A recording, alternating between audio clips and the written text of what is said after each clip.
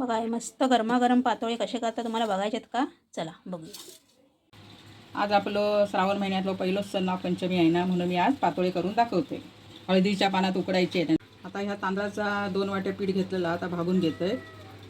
तसेच गॅस पेटवला आहे. हे पाणी आता पाण्यात जरासा मीठ टाकायचा आणि तूप टाकायचा थोडासा असा आणि आता ही उकळी थोडी थोडी येतं आणि चांगली उकळी उकळी मग आपण या तांदळाचं पीठ भागून घ्यायचं. आता ह्या उकळला पाणी, आता ह्या तांदळाचं पीठ घेतं आहे आणि भागवते. आता एकटे करायचं चांगला एकदम चांगला परतून घ्यायचा आणि नंतर ह्याच्यावर 5 मिनटं गॅस बंद करायचा आणि 5 मिनटं ठेवायचं बाजूला असं झाकणं मारून.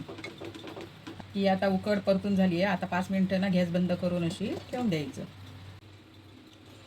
हे आता पीठ एकत्र करायचं. या ताटात काढून गरम हे केलं ना भागवलेलं तर घेतलेलं हा एकत्र करायचं आणि थोडा थोडा असं पाणी घ्यायचं, हाताने घ्यायचं थोडं थोडं आणि थोडं मळून घ्यायचं. जास्त एकदम नाही ओतायचं पाणी, कारण काय भागवलेलं आहे ना ते. आपण थोडंसं हात लावायचं आणि असं मळायचं चांगला. आता मी ह्या पीठ मळून घेतोय या बघा. हे आता चांगला माझा मळून झाला आणि चांगला मळायचं, गुटले बिटले ठेवायचे नाही.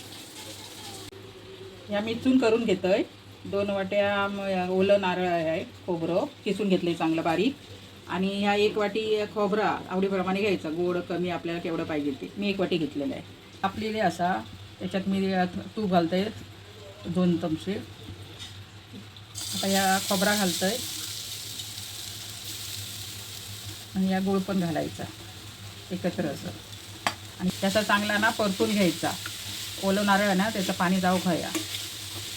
1 चमचा ना मी कसं घालते मग अशी दाखवूक विसरले. तो तूप घालतो ना तेव्हाच घालायचं आणि परतायचं आणि मग खोबरं घालायचं. त्याच्यात थोडासा मीठ घालतोय, कारण तसं नाही त्या गोड पदार्थ थोडं तरी मीठ व्हाय ना, मग थोडासा घालायचा नावाक. ह्या बघा मंडळी, पाणी याचा सुकला, गूळ आता विरघळला. आता मी नाही जायफळ आणि वेलचीची पूड घालते. आता ह्या चून तयार झाला. आता गॅस मी बंद करतो. हळदीचा पान घेतलंय आता मी. हा बघा, आता या हळदीचं पान घेतलंय. त्याचं ना असं थोडंसं तेल लावायचं किंवा तूप लावायचं, असं लावून घ्यायचं आणि असं गोळं घेऊ ना असं ठेवायचं आणि असं हे करायचं, असं थापून घ्यायचं. थापून घेते हां. आता या थापून झाला असा चून घालायचा ह्याच्यात. असं हे घातलं ना कमीच घालायचं, कारण मग तिथून बाहेर पडायला नको म्हणून कमीच घालायचं. आणि असं सरळ करून घेतो व्यवस्थित असं आणि मग हातात असं धरायचा आणि हे असं त्याचे कडा असे हे करायचे. आपण नेवरे कसे करतो तसे करू, दाबू होय असे चांगले दाबून घ्यायचे. हे बघा असे मी करून घेते. आता बघा पातोळे सगळे करून झाल्यावर आता मी उकडत ठेवते. हे बघा असे लावायचे असे आणि 10-12 मिनटं असं हे उकडून घ्यायचे ते. आता ह्याच्यातलं उरलेलं पीठ होतं ना, मग ते मी असेच नेवऱ्या केल्या आणि ह्यो मोदक एक केलं आहे. या नेवऱ्यांका आज ना अशी मुरड घालत नाही आज नागपंचमी आमच्याकडे गावात, म्हणून मी असेच दाबले आहेत फक्त. आणि हा मोदक. आता हे पातोळे उकडण झाले आहेत. आता मी काढून घेतोय. हे बघा, हे माझे पातोळे आहेत, तयार झालेली आहे. बघा मस्त नक्षी इली आहे हळदीच्या पाण्याची, छान दिसतात ना. तुमका आता हे कापून दाखवतोय कसे झालेत. हां बघा अशी मस्तपैकी झाल्यावर याच्यात अशी तुपाची डाळ सोडायची आणि खायचा मस्तपैकी.